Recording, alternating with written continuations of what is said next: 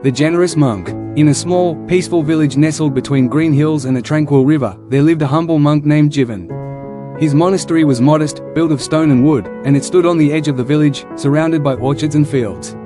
Jivan had taken a vow of poverty, living with only what he needed to survive: simple robes, a small bowl for collecting alms, and a small room with just a mat for sleeping. Yet, despite his simple life, there was a radiance about him, a quiet contentment that seemed to touch everyone he met. Every day, Jivan would walk into the village to collect alms. He would hold his bowl with both hands, offering a warm smile and kind words to all who crossed his path. The villagers loved him, not for the wisdom he shared or the prayers he offered, but for the way he made each person feel valued and seen. It was said that whenever Jivan visited, even the poorest villager felt rich, for he radiated gratitude and joy in all that he did. One crisp autumn morning, as Jivan made his way into the village, he noticed a young woman standing by the roadside, her head bowed low. She looked troubled, her face pale with worry. Jivan approached her quietly and placed a gentle hand on her shoulder. "Greetings, sister," he said softly. "What weighs on your heart?" The woman looked up, surprised by the monk's presence. Her eyes were filled with tears. "Oh, monk," she said, her voice trembling. "I have nothing left to give. My family has been struggling for months, and I do not know how we will survive the winter. I cannot offer anything to you, as I have nothing but hunger and worry." Jivan smiled gently, his eyes filled with compassion. "Sister, you have more to give than you realize. Gratitude is a powerful gift, and it is one that never runs out. Allow me to share a small blessing with you, and perhaps you will see that there is always something to be thankful for." With that, Jivan reached into his bowl and pulled out a small handful of rice. He placed it in the woman's hands, the grains glistening like tiny treasures in the morning sunlight. "This rice," he said, "may seem small, but it is enough for today. It is a reminder that, even in times of hardship, there is always something to be grateful for, whether it is a simple meal, a kind word, or the beauty of the world around us." The woman looked down at the rice in her hands, and then up at Jivan. She felt a sense of warmth spreading through her heart. "But monk," she said, "I have so little. How can I share anything when I am barely able to feed my family?" Jivan nodded, understanding her concern. "Sister, it is not about the size of what we give, but the intention behind it. The greatest gifts come not from abundance, but from a heart full of gratitude and love. Even the smallest blessing, shared with an open heart, has the power to bring light to the darkest of times." Touched by his words, the woman smiled faintly and nodded.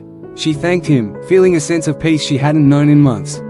As she turned to walk back to her small home, she felt lighter, knowing that even in her struggle, she had something to give, and that giving, no matter how small, could bring her closer to peace. In the weeks that followed, Jivan continued to share his blessings with the villagers. He gave away the rice he collected each day, offering it not only to those in need but to anyone who needed a reminder of the abundance of life. He gave small gifts of kindness, a smile here, a prayer there, always with a heart full of gratitude. He did not believe in keeping anything for himself, for he knew that the true wealth of life was not measured by what one possessed, but by what one was able to share. One day, as winter set in and the snow began to fall softly over the village, a traveler arrived, weary and hungry. His clothes were torn, and his face was lined with exhaustion. He had been on the road for many days, and the cold had drained his strength. He stumbled into the village, hoping to find shelter for the night. The villagers, remembering the monk's teachings, did not hesitate. They opened their doors, offering him food, a warm fire, and a place to rest. But when the traveler arrived at the monastery, he was greeted by Jivan, who welcomed him with the same warmth and kindness. "Welcome, traveler," Jivan said, offering him a seat by the fire. "Come, share with me what little I have. There is always room for one more at my table." The traveler sat down, his eyes filled with gratitude.